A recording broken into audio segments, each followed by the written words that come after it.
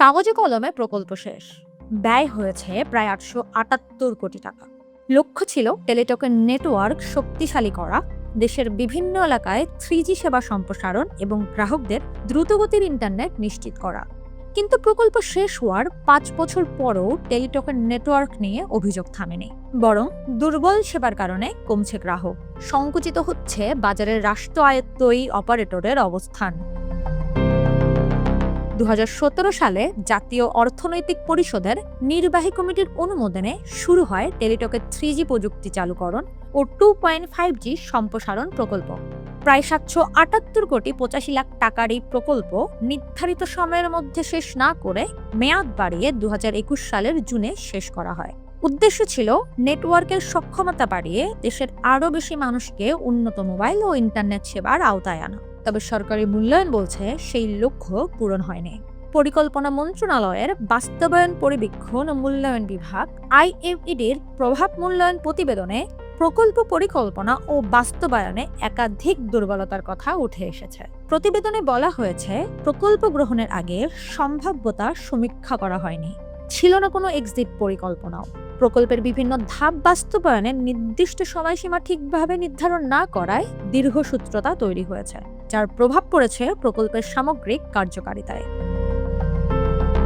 প্রতিবেদন আরও বলছে, প্রতিযোগিতামূলক টেলিযোগাযোগ বাজারে অন্যান্য অপারেটর দ্রুত প্রযুক্তি আধুনিকায়ন করলেও টেলিটক সেই গতিতে এগোতে পারেনি। ফলে একদিকে যেমন গ্রাহক হারানোর ঝুঁকি বেড়েছে, অন্যদিকে বাজারে প্রতিষ্ঠানটির অবস্থানও দুর্বল হয়েছে।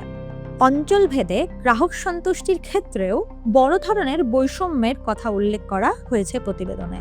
গ্রাহক সংগঠনগুলোর অভিযোগও একই ধরনের। মুঠোফোন গ্রাহক অ্যাসোসিয়েশনের সভাপতি মহিউদ্দিন আহমেদ জাতীয় অর্থনীতিকে বলেন, বিপুল পরিমাণ ব্যয়ে 3G প্রযুক্তি চালুকরণ ও 2.5G সম্প্রসারণ প্রকল্প শেষ হলেও সাধারণ গ্রাহকরা কোনো সুফল পাচ্ছেন না। দেশের অনেক এলাকায় এখনো ভবনের বাইরে গেলেই নেটওয়ার্ক দুর্বল হয়ে পড়ে। সামান্য বৃষ্টি বা প্রতিকূল আবহাওয়াতেই সংযোগ বিচ্ছিন্ন হওয়ার ঘটনা নিয়মিত।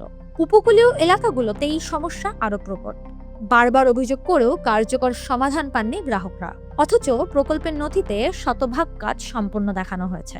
এর প্রভাব পড়েছে বাজারেও। মোবাইল অপারেটরদের সংগঠন AMTOBর তথ্য অনুযায়ী দেশে বর্তমানে মোবাইল গ্রাহক প্রায় 18 কোটি 86 লাখ।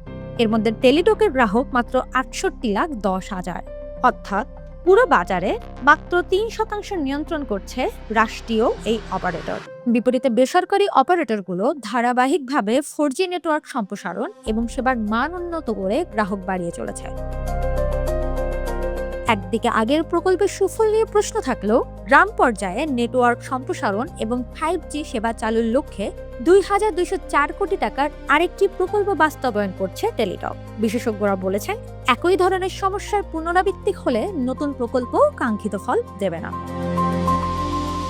টেলিকম বিশ্লেষক ফাহিম মাসরুর জাতীয় অর্থনীতিকে বলেন, টেলিটকের অবকাঠামো ও লাইসেন্স কাজে লাগিয়ে অভিজ্ঞ আন্তর্জাতিক টেলিযোগাযোগ প্রতিষ্ঠানের সঙ্গে যৌথ উদ্যোগে পরিচালনার বিষয়টি গুরুত্বের সঙ্গে বিবেচনা করা উচিত। কারণ দক্ষ ব্যবস্থাপনা ও উন্নত প্রযুক্তি ছাড়া প্রতিযোগিতামূলক বাজারে টেলিটকের ঘুরে দাঁড়ানো কঠিন বলেই মনে করছেন তিনি।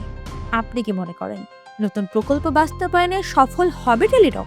মতামত জানাবেন কমেন্টে।